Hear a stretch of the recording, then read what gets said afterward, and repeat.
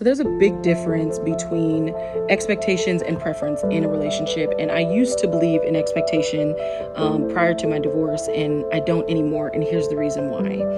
Expectation says, regardless of the circumstance, regardless of what's going on, regardless of even how I respond, this is what I have placed on you. This is something that I require of you. The thing about it in relationships is that you cannot expect or require anything of anybody other than yourself. You cannot control anybody, their decision making, their desires, the posture of their heart.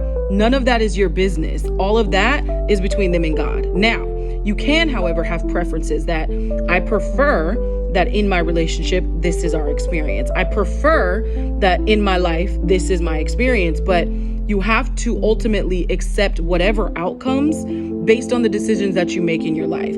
I've lived most of my life having harsh expectations on myself, on people, on relationships, on outcomes, and it's not reality.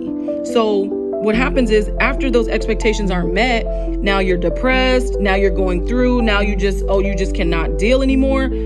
Stop going into things with expectations of outcomes.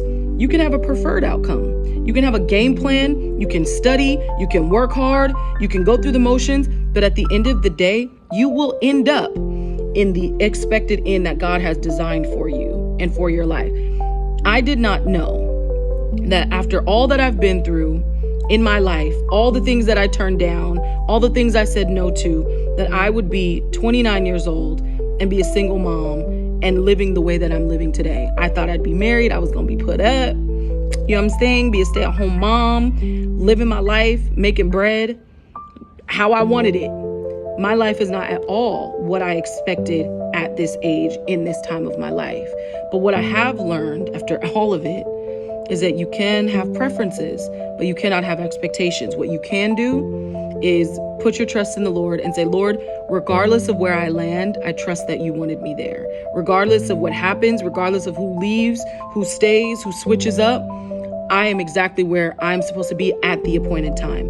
So I encourage you, stop having expectations, start having preferences, and learn to go with the flow. I hope this helps you.